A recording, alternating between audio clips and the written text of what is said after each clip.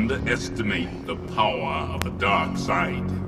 Welcome back to another episode of Star Wars Galaxy of Heroes. Today we're going to be looking at a 7-star Director Krennic with Deathtrooper. Both of these characters are Zetaed, and we're going to go through all the abilities of what this Zeta brings to these arena battles. As described previously in some of my previous videos, both on Deathtrooper and Director Krennic, both of these characters are still viable at 4-star, but you're going to really need them Zetas on these characters, and you have to really justify if you do want to put some Zetas on a 3-star and a 4-star character. Zetas themselves are a long time to obtain. For most of us it can easily take 2 weeks to a month, and others that haven't even unlocked this challenge, so it may not be viable at all until these characters are more mainstreamed and farmable to the rest of us.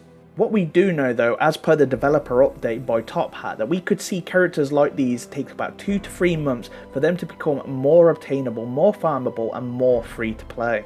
If you are really interested in these characters and you are saving resources to gear them up, I would probably suggest to wait until we find where they're going, because they could either go into the hard nodes, the cantina nodes or the shipment. So at the moment there is no indication of where they would go, but it could be any of them. And the worst thing that could happen is if you gear your characters up now hoping for those kind of like getting them to 7 stars, and it's going to really cause you a massive issue if they go into the hard nodes. For example, what I'm doing currently is I'm farming all the best gear that I find that characters are going to require, so I can make that informed choice. Once Darth Nihilus is released, I'm going to have the gear set aside, and it would be up to myself if I do take him to 4-star or if I leave him at 4-star until more information comes out where he's going to be farmable. But if all else fails, I still have that gear aside, so I can then level up other characters and then come back to Darth Nihilus if I wanted to at a later stage, or if any metas shifted up and changed in the arena, I would have some nice gear set aside that I can jump on that as quick as possible. The really big major flaw here with Zeta and Director Krennic and Deathtrooper is they're only a 3-star and 4-star as standard, and that is if you've got that far in the event and gathered them shards. You're then going to only be able to use them in the arena, a Galactic War or any events that require these characters or that star level. The biggest issue is here is you're not going to be able to use them in the AAT or the Rancor raid. We already know how long it does take to get 20 Zetas, let alone 40. Hopefully soon that we're going to start seeing the other Rogue One characters be more obtainable and more free to play. For example, if we could start getting bays, and then this is definitely going to be a massive morale boost to the entire free to play community, because you're going to then have a auto taunter that you can take to 7 stars. Then at some point after this, we're going to be seeing his partner in crime, Sharut, and when he comes, he gives so much synergy to bays to make those duo very, very powerful. Then before you know it, we're back again at the Empire after the other Rogue One characters have been released. We're then going to start seeing Director Krennic and the Deathtrooper, so you may want to hold off just a little while to gear these characters, because we're going to have other great characters that the arena is going to be rich of once those characters are released. But if you have your mindset set only on Director Krennic and Deathtrooper, I'm going to explain the synergy between them, and I'm going to explain the Zetas in this video. Director Krennic's leader ability is called Director of Advanced Weapons Research. In my opinion, for this leader ability to work, you need to have the Zeta on it. This leader ability provides Empire allies with a plus 25% critical chance and 25% potency. Debuffed enemies who are critically hit during an Empire ally's turn suffer ability block for 1 turn. This effect can't be resisted. Currently, I do believe that this is broken at the moment and it can be resisted, but it is something that I'm sure will be fixed at a later update.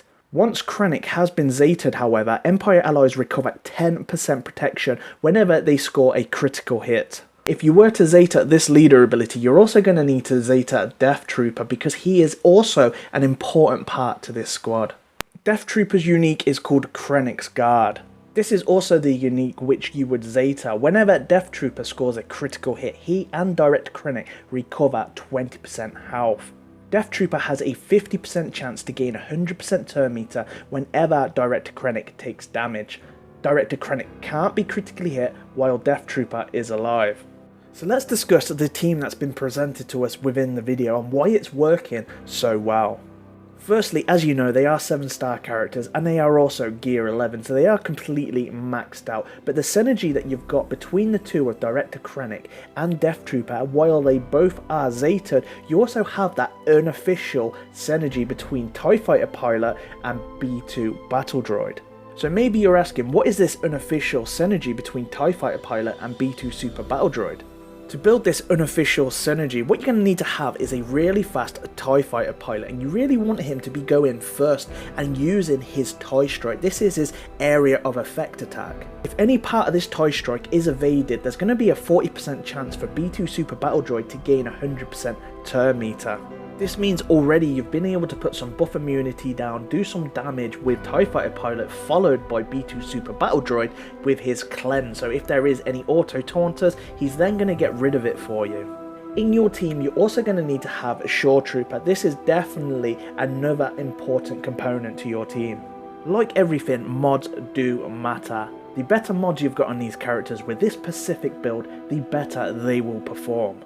The difference between a 4-star Krennic to a 7-star Krennic is very minuscule, but there is a massive difference between a non-Zeta Krennic to a Zetaed Krennic.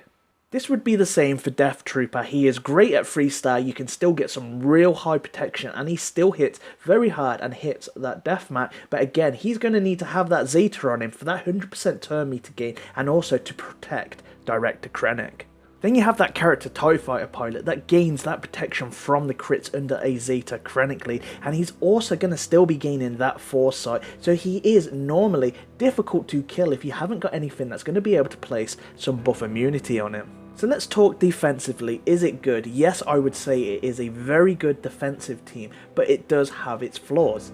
The flaws would be Boba Fett with his ability block, but that is still not going to stop the counter attacks from any AoEs to Deathtrooper then getting 100% turn meter and retaliating. This specific build does not have room to add a cleanser. Yes, you could add a cleanser by taking out one of these characters, but in my opinion, I feel that it would weaken it drastically. Like everything else, this team is still vulnerable to ability blocks and stuns. So let's discuss how the metas could change within this game. With Sharuk, Baze, Jin and Cassian being more obtainable in the future, we may see a new breed of rebels within the arena. We may still see the Wedge and Biggs as a lead, or we may see a Jen Erso lead, but nevertheless, rebels will be back. Then on top of this, we also have Darth Nihilus coming, which may fit perfectly in with a Darth Maul Zeta lead. This then could mean that Darth Vader Zeta may start fading away as you start to see more rebel teams and more Darth Maul Zetas within the arena. By the time this has approached, you may see Krennic and Deathtrooper become free to play. They definitely will make their impact known against these teams. Like a phoenix, they will rise from the ashes and become one solid meta. Then at this point we may see a new breed of rebels in the form of Jedi Luke Skywalker. He will then build that bridge between rebels and Jedi. This is just some of my predictions, but it may happen and it may not. But overall, Krennic and Deathtrooper together are very strong once they are Zetaed, and they definitely do have a place in the current meta and the meta beyond this. My buddy Ion is also going to try out his team against the AAT, and I'm going to get back to you with some footage and show you what they can do in the AAT raids. I'm personally expecting big things from the Zeta if we compare them with clones, with gaining that kind of protection from the basics, whereas this Empire squad's going to gain it every time they critically hit, and they hit a lot harder than clones do. A big massive thank you again to Ion for providing this footage for me to share with you all. If you have liked this video, then please make sure that you are using your force powers to hit that like button. If you do want to make sure that you are not missing out on any of this great content and be one of the first to see this, then please make sure that you do hit that subscribe button. Thank you very much for watching my video today. I'm the Smithy D, and may the force be with you always.